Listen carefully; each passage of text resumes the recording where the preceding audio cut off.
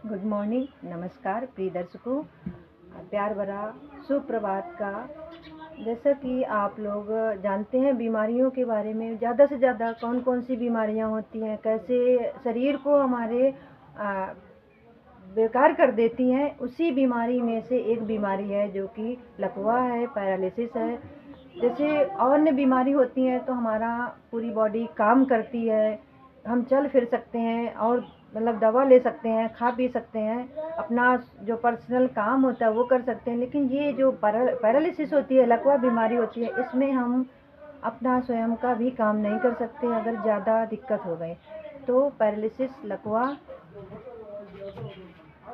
Paralysis जो एक तंत्रिका तंत्र की बीमारी है। ये जो लकवा या पैरालिसिस होती है, यह एक तंत्रिका तंत्र की बीमारी होती है और जो शरीर की कुछ हिस्सों काम करना बंद कर देते हैं और जो हमारी बॉडी होती है उसके कुछ ऑर्गन्स या हिस्से होते हैं वो काम करना बंद कर देते हैं। जैसे कि हमारा हाथ हो गया, पैर हो गया, या हमारा एक साइड का पूरा शरीर हो गया, ये काम करना बंद कर देते हैं।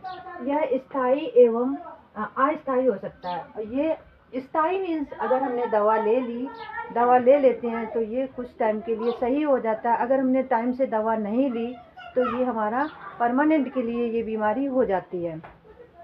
इस बीमारी में अंगों की मांसपेशियां, मसल्स एवं तंत्रिकाएं काम करना बंद कर देती हैं। और लकवा या पैरालिसिस में मसल्स और नर्व्स, जो मांसपेशियां होती हैं और तंत्रिकाएं होती हैं, ये दोनों काम करना बंद कर देती हैं, जिसकी वजह से इसमें बहुत सारी दिक्कतें होती हैं, बॉडी काम करना बंद कर देती है। लकवा मस्तिष्क, सिर या गर्दन के कैंसर के कारण होता है। और ये जो पैरालिसिस या लकवा होता है वो कैंसर, गर्दन, सिर या मस्तिष्क के कारण होता है। इसके अलावा स्ट्रोक, रीढ़ की हड्डी, इसके अलावा स्ट्रोक बीमारी होती है, रीढ़ की हड्डी होती है, तथा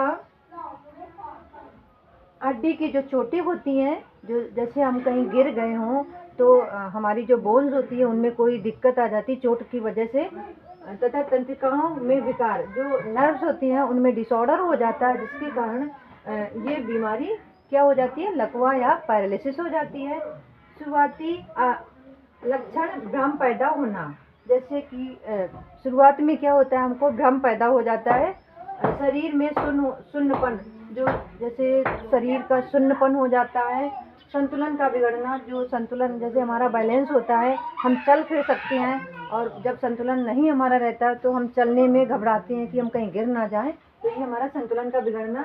सिर दर्द होता है, सांस लेने में कठिनाई होती है, सांस हम जैसे प्रॉपर तरीके से लेते हैं तो सांस लेने में हमको दिक्कत होती है। मुंह से लार गिरना, जैसे हम लोग आराम से बात करते हैं या कुछ भी खाते पीते हैं, कुछ भी करते हैं डेली यूज में, तो उस टाइम लार अपने आप या सलाइवरी ग्लैंड से सलाइवा अपने आप निकलने लगता है।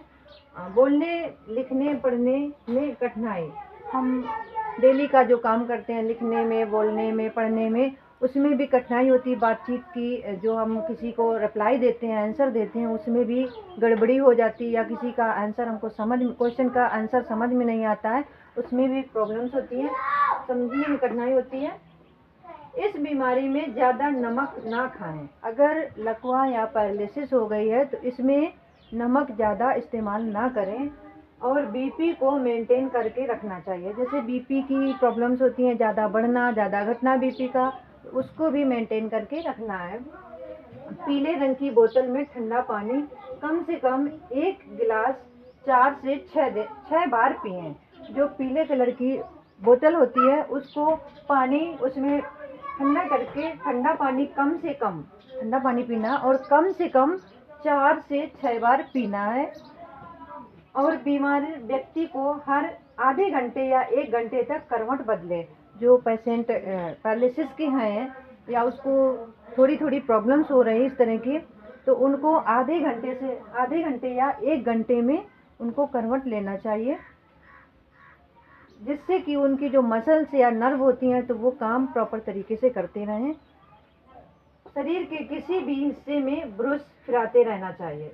जो ब्रश होता है वो हमें अपने शरीर में फुराते रहना चाहिए। जिस जगह सुन्नपन या दिक्कत हो रही हो कि इस तरह हमारे मसल्स या नर्व को काम करना बंद हो रहे हैं या सुन्न हो रहे हैं, तो वहाँ पे ब्रश का इस्तेमाल करना चाहिए और शरीर अभ्यास करते रहना चाहिए। शारीरिक जो हम पूरे अपने बॉडी की एक्सरसाइज है उसको भी हमको प्रॉपर तरीके से एक्सरसाइज करना चाहिए।